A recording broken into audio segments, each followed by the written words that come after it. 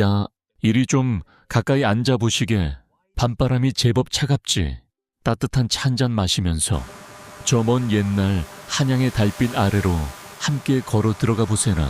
오늘 들려줄 이야기는 화려한 기록 뒤에 숨겨진 어쩌면 조금은 슬프고도 서늘한 이야기란다. 우리가 흔히 기억하는 세종대왕의 시대는 참으로 찬란했지. 훈민정음이 창제되고 칠국이가 빗물을 새고 예약이 정비되던 그야말로 태평성대였어. 하지만 빛이 강하면 그림자도 짙어지는 법이란다. 저기 경복궁의 높은 담장을 보시게. 근정전의 기와가 달빛을 받아 번쩍이지. 겉으로 보기에는 유교의 도리가 강물처럼 흐르고 선비들의 글 읽는 소리가 낭낭하게 울려 퍼지는 듯해. 하지만 그 두꺼운 대문 안쪽 깊은 규방과 은밀한 별당에서는 전혀 다른 숨소리가 들려오곤 했단다. 겉으로는 엄숙한 도덕을 읊조리면서도 속으로는 채워지지 않는 갈증에 허덕이는 사람들의 이야기지. 우리의 눈길을 저기 어느 양반가의 후원으로 돌려볼까. 보이시나 어둠 속에 홀로 앉아있는 한 여인이 있어. 이름은 조요갱. 참으로 고운 이름이지. 얼굴도 이름만큼이나 아름답단다. 눈매는 서늘한 가을 호수 같고 입술은 붉은 매화 꽃잎 같아. 하지만 저 표정을 좀 보시게. 어딘가 텅 비어 보이지 않나. 그녀는 죄인이 아니었어. 적어도 처음에는 말이야. 그저 사랑받지 못한 여인이었지. 남편 이석번에게서 버림받고 친정의 뒷방으로 물러난 신세였단다.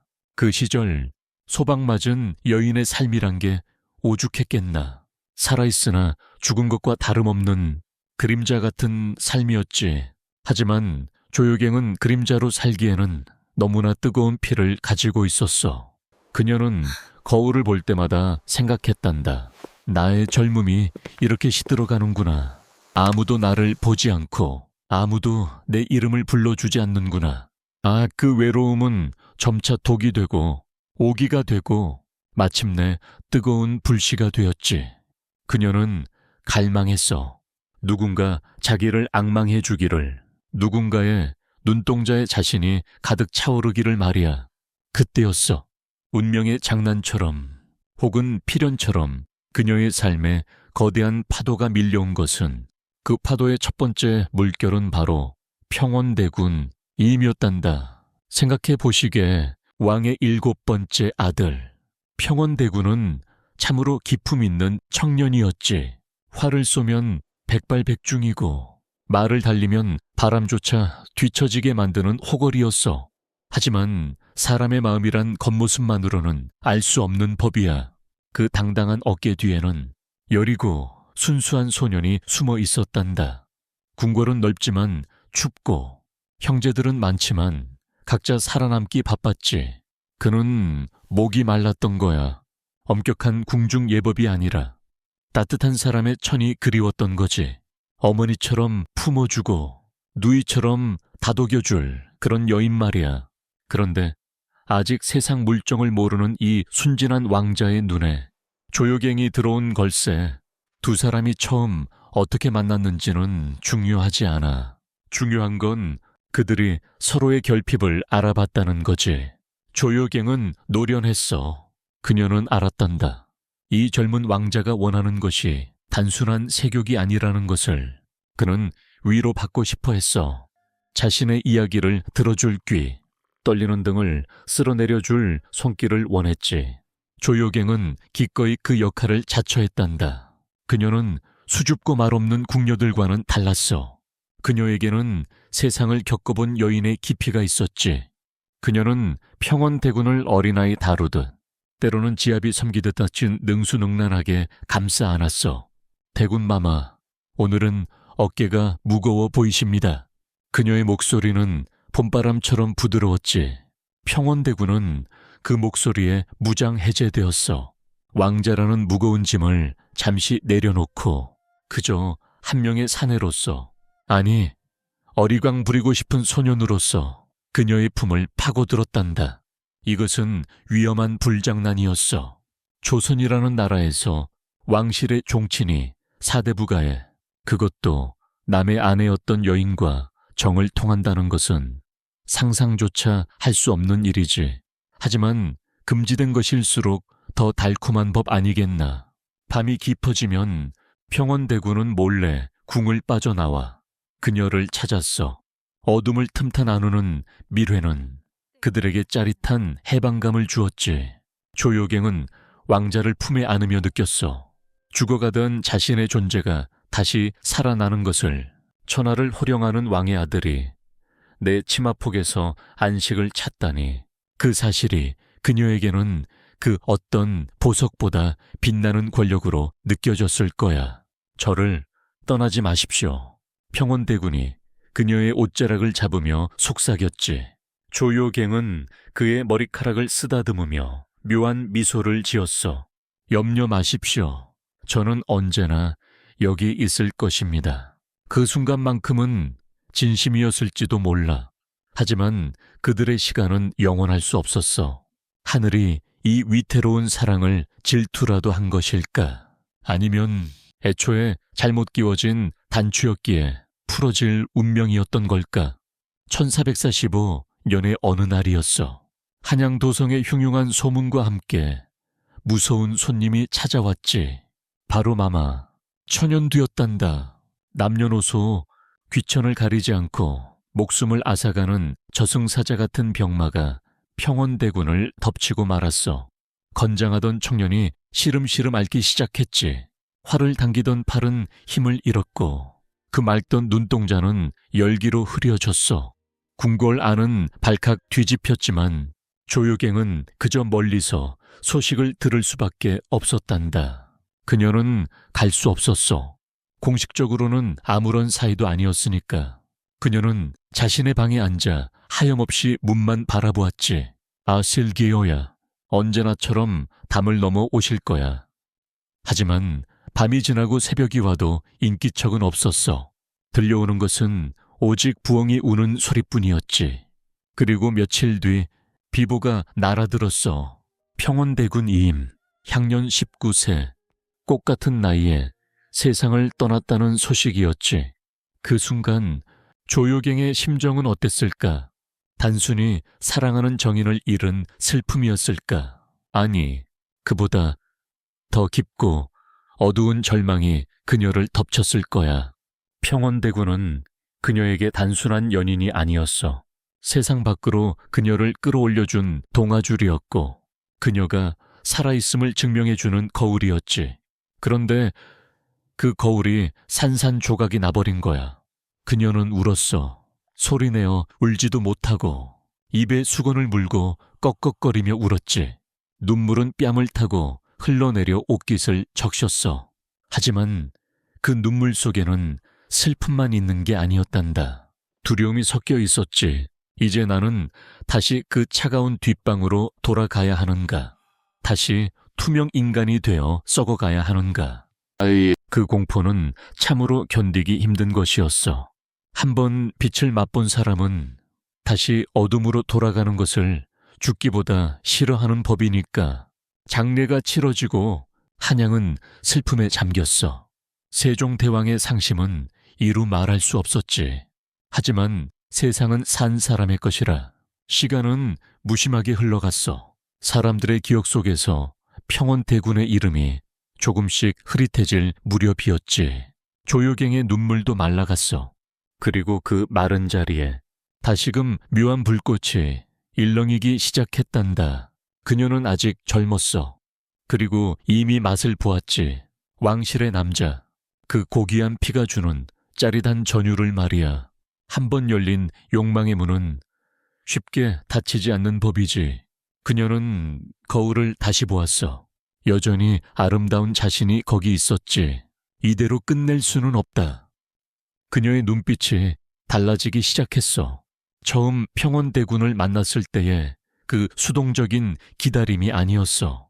이제는 사냥꾼처럼 혹은 굶주린 짐승처럼 다음 먹잇감을 찾는 눈빛이었지. 그녀는 알게 모르게 깨닫고 있었던 거야. 자신의 미모와 화술이 그리고 남자를 편안하게 해주는 그 기묘한 재주가 얼마나 강력한 무기인지를, 그리고 운명은 참으로 얄궂게도 또 다른 왕자를 그녀의 곁으로 이끌었단다. 바람이 바뀌고 있었어. 평원대군을 떠나보낸 궁궐의 공기는 무거웠지만 그 빈틈을 타고 욕망이라는 이름의 덩굴이 다시금 자라나고 있었지. 상복을 입은 사람들 사이로 은밀한 시선들이 오가기 시작했어. 이번에 그녀의 시선이 머문 곳은 죽은 평원대군의 형이었단다. 화이군 이영. 그는 동생과는 달랐어. 평원대군이 여린 사슴 같았다면 화이군은 거친 야생마 같았지. 그는 자유분방했고 쾌락을 즐길 줄 아는 사내였어. 동생의 죽음이 가져온 허무함 때문이었을까? 아니면 그저 본능이 이끄는 대로 움직였던 걸까? 어느 날 화이군의 발길이 조효갱의 집 근처를 서성였어. 우연이었을까?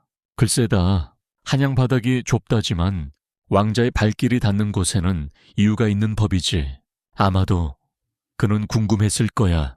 내 동생이 그토록 아꼈던 여인이 누구인지, 도대체 어떤 여인이기에 그 착한 아이가 밤마다 담을 넘었는지 말이야. 호기심은 사랑보다 더 무서운 시작일 수 있단다. 조효갱은 그 기척을 놓치지 않았어. 창호지 문 너머로 어른거리는 그림자를 보며 그녀는 옷매무새를 다듬었지. 슬픔에 잠긴 미망인의 얼굴을 하고 있었지만 속눈썹 아래 감춰진 눈동자는 차갑게 빛나고 있었어. 바람이 다시 부는구나. 그녀가 나직이 중얼거렸어.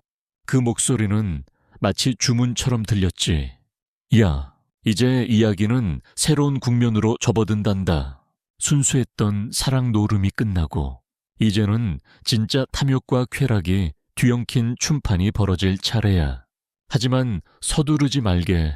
찻잔이 아직 따뜻하지 않나. 밤은 길고 우리가 들여다봐야 할 인간의 마음은 참으로 깊고도 어두우니까 잠시 숨을 고르고 저 달이 구름 뒤로 숨을 때까지 기다려보세. 다음 이야기는 조금 더 숨이 가쁠지도 모르니 말이야. 조효갱의 치마폭이 이번에는 또 누구를 감싸 안을지, 그리고 그 끝에는 무엇이 기다리고 있을지 조용히 귀를 기울여 보시게. 들리나?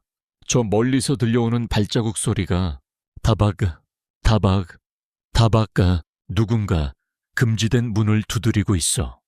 야, 찻잔을 다시 채웠나? 찬물이 식기 전에 이야기를 이어가 보세. 저번에는 문 두드리는 소리에서 멈췄었지. 그래, 그 밤의 방문객은 누구였을까?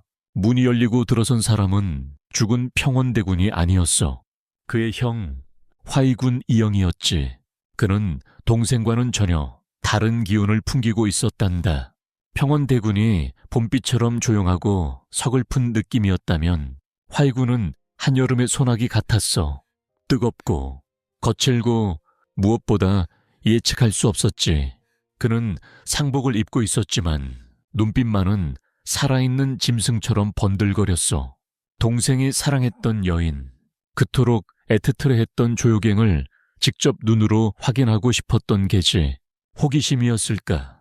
아니면은 동생이 가졌던 안식처를 자신도 가지고 싶다는 묘한 질투였을까? 조효갱은 그 눈빛을 읽었어. 그녀는 물러서지 않았단다. 오히려 옷매무새를 가다듬으며 고개를 들었지. 그녀는 알았거든. 슬픔에 잠긴 짐승일수록 더 쉽게 길들일 수 있다는 것을 말이야. 대군마마, 밤이 깊었습니다. 그녀의 목소리는 낮고 차분했어. 하지만 그 말은 거절이 아니라 초대였지. 화이군은 그녀의 방 안으로 성큼 들어섰어. 동생의 채취가 희미하게 남아있는 그 공간에서 두 사람의 위험한 놀이는 시작되었단다. 이것은 더 이상 위로가 아니었어. 평원대군과의 만남이 서로의 상처를 핥아주는 치유의 과정이었다면 화이군과의 만남은 상처를 헤집고 불을 지르는 격정이었지. 그들은 슬픔을 잊기 위해 쾌락을 택했어. 죽음의 그림자를 지우기 위해 더 강렬한 삶의 증거를 원했지. 술잔이 오가고 웃음소리가 담장을 넘기 시작했어. 조유갱은 변해가고 있었단다. 처음에 그 조심스러움은 사라졌어. 그녀는 자신이 가진 힘을 즐기기 시작했지.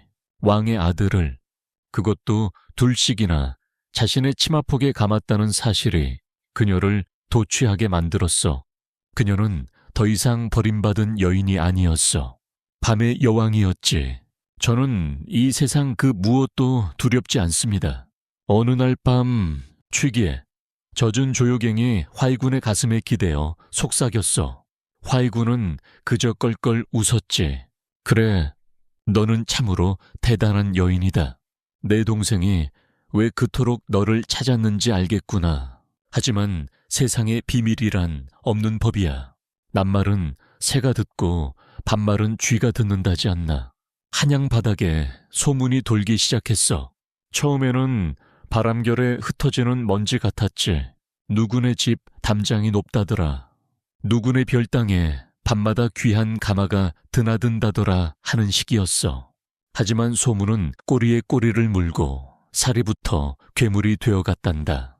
사원부의 관리들이 귀를 쫑긋 세우기 시작했어. 그들은 냄새를 맡은 사냥개와 같았지. 붓을 든 손들이 바쁘게 움직였어. 장부에 하나둘씩 기록이 쌓여갔단다. 언제, 어디서, 누가 누구를 만났는지. 그들의 미래는 더 이상 둘만의 비밀이 아니었어. 그런데 말이야, 사람이란 참으로 어리석어서 절벽 끝에 서 있을수록 더 높은 곳을 바라보는 습성이 있어. 화이군과의 관계가 위태롭게 이어지던 어느 날, 또 다른 그림자가 그들의 판에 끼어들었단다. 이번에는 더 크고 더 무거운 존재였어. 금성대군 그는 세종대왕과 소헌왕후 사이에서 태어난 적통 왕자였어. 형들보다 더 귀하게 자랐고 더 높은 콧대를 가지고 있었지. 그는 소문을 들었어. 형들이 빠져버린 그 묘한 여인에 대해서 말이야. 금성대군은 오만했단다. 도대체 어떤 계집이기에 우리 왕실의 사내들을 이토록 홀린단 말인가. 내 눈으로 직접 확인해야겠다. 아, 그것은 단순한 호기심을 넘어서는 일종의 도전이었어. 형들이 가졌다면 나도 가져야 한다는 삐뚤어진 경쟁심이었을지도 모르지. 금성대군이 조유갱을 찾았을 때 그녀는 놀라지 않았어. 오히려 기다렸다는 듯이 미소를 지었지. 이제 그녀에게 왕자들은 사냥감이자 전리품이었어. 하나, 둘, 그리고 셋. 그녀는 자신의 매력이 어디까지 통할지 시험해보고 싶었는지도 몰라. 이 셋의 관계는 기이하게 얽혀 들어갔단다. 형과 아우가, 그리고 또 다른 형제가 한 여인을 두고 보이지 않는 줄다리기를 했어. 유교의 법도가 서리빨 같은 조선 땅에서, 그것도 왕실의 한복판에서 이런 일이 벌어지다니 참으로 기가 막힐 노릇이지. 하지만 그들은 멈추지 않았어. 브레이크가 고장난 수레처럼 파국을 향해 질주했단다. 조유갱의 태도는 점점 대담해졌어. 그녀는 이제 숨지 않았어. 화려한 비단 옷을 입고 값비싼 놀이개를 차고 마치 자신이 왕비라도 된 양 거들먹거렸지. 그녀의 집은 불야성을 이루었어. 풍악 소리가 끊이지 않았고 기름진 음식 냄새가 진동했지. 이것 보시게들, 천하가 다 내 발 아래 있는 것 같지 않나. 그녀는 착각하고 있었어. 그들이 자신을 사랑해서 곁에 있는 것이라고. 하지만 사실 그들은 각자의 결핍을 채우기 위해 그녀를 이용하고 있었을 뿐이야. 조유갱 역시 자신의 공허함을 채우기 위해 그들의 권력을 이용했고 말이야. 서로가 서로를 갉아먹는 슬픈 공생관계였던 거지. 이 무렵 궁궐 깊은 곳으로 시선을 돌려보세. 근정전의 불빛은 밤늦도록 꺼지지 않았어. 세종대왕은 옥좌에 앉아 있었지만 그의 표정은 어두웠단다. 신하들이 올리는 상소문이 산더미처럼 쌓여 있었어. 그 속에는 차마 입에 담기 힘든 내용들이 적혀 있었지. 왕자들의 비행, 그리고 그 중심에 있는 여인. 조유갱, 세종은 어떤 마음이었을까? 그는 한글을 만들고 과학을 발전시킨 성군이었지만 동시에 자식 농사에 실패한 아버지였어. 그는 가슴을 쳤을 거야. 내가 나라실에는 밝았으나 정작 내 집안 단속은 하지 못했구나. 내 아들들이 어찌 이리도 망가졌단 말인가. 에이, 왕의 고뇌는 깊고도 무거웠어. 단순히 아들들이 여자를 만난다는 게 문제가 아니었어. 그들이 넘어서는 안 될 선, 즉 인륜과 도덕의 선을 넘고 있다는 것이 문제였지. 형제가 한 여인을 공유하고 사대 부가의 질서를 어지럽히는 것, 이것은 유교 국가의 근간을 흔드는 일이었어. 하지만 세종은 아버지였기에 망설였단다. 피는 물보다 진하다고 하지 않나. 어떻게 제 손으로 자식들을 칠 수 있겠어. 그는 덮으려 했고 타이르려 했고 기다려주려 했어. 그러나 그 기다림이 오히려 독이 되었지. 자식들은 아버지의 침묵을 용서로 착각했고 더욱 기고만장해졌어. 그 사이 조유갱의 집 마당에는 불길한 그림자가 드리우기 시작했어. 어느 날 저녁이었지. 유난히 붉은 노을이 하늘을 덮은 날이었어. 마당의 까마귀가 기분 나쁘게 울어댔지. 조유갱은 마루에 앉아 부채질을 하고 있었어. 그런데 갑자기 부채가 툭 하고 바닥으로 떨어졌단다. 어머나, 그녀는 떨어진 부채를 줍지 않았어. 손끝이 파르르 떨려왔지. 왜 그랬을까? 특별한 이유도 없이 가슴 한구석이 서늘해지는 것을 느꼈던 거야. 그것은 예감이었어. 화려한 잔치가 끝나가고 있다는, 등불의 기름이 다 떨어져 간다는 직감이었지. 하지만 그녀는 애써 고개를 저었어. 아니야, 아직 아니야. 나는 건재해. 왕자님들이 나를 지켜주실 거야. 그녀는 스스로에게 최면을 걸듯 중얼거렸어. 하지만 바람 소리가 달라져 있었어. 어제까지는 부드러운 봄바람이었지만 오늘은 살을 내는 칼바람 소리가 섞여 있었지. 사헌부의 감찰들이 움직이기 시작했어. 그들은 이제 숨어서 지켜보지 않았단다. 대놓고 증거를 수집하고 주변 사람들을 탐문했지. 조유갱의 집 하인들이 하나둘씩 불려가고 그녀와 어울렸던 기생들이 문초를 받았어. 포위망은 서서히 하지만 확실하게 좁혀오고 있었어. 마치 거미가 줄을 당기듯 말이야. 그러나 금성대군은 여전히 태평했어. 누가 감히 나를 건드린단 말이냐. 나는 주상의 아들이다. 그의 오만함은 하늘을 찔렀지. 그는 몰랐어. 아버지의 인내심도 국법의 엄중함도 이제 한계에 다다랐다는 것을. 왕이라 해도 지켜야 할 선이 있고 아들이라 해도 용서받지 못할 죄가 있다는 것을 그는 너무 늦게 깨닫게 될 운명이었지. 밤하늘을 보시게. 먹구름이 달을 완전히 가렸어. 한양 성곽 위로 무거운 침묵이 흐르고 있네. 폭풍 전야의 고요함이란 바로 이런 것이지. 이제 곧 천둥이 치고 비바람이 몰아칠 걸세. 그 비바람은 화려하게 피어났던 꽃들을 무참히 꺾어버리겠지. 조유갱은 잠들지 못하고 뒤척였어. 그녀의 꿈속에 평원대군이 나타났다고 해. 말없이 슬픈 눈으로 그녀를 바라보다가 안개 속으로 사라져 버렸다는구나. 꿈에서 깬 그녀의 베개는 흠뻑 젖어 있었어. 그것이 마지막 경고였을까? 이제 이야기는 마지막을 향해 달려가고 있네. 화려했던 막이 내리고 차가운 현실의 심판대 위에 그들이 서게 될 시간이 다가오고 있어. 그들의 운명은 어떻게 될까? 과연 누가 살아남고 누가 부서지게 될까? 찻잔을 내려놓고 잠시 눈을 감아보시게. 멀리서, 아주 멀리서 쇠사슬 끌리는 소리가 들려오는 것 같지 않나. 금이 간 찻잔은 결국 깨지기 마련이라네.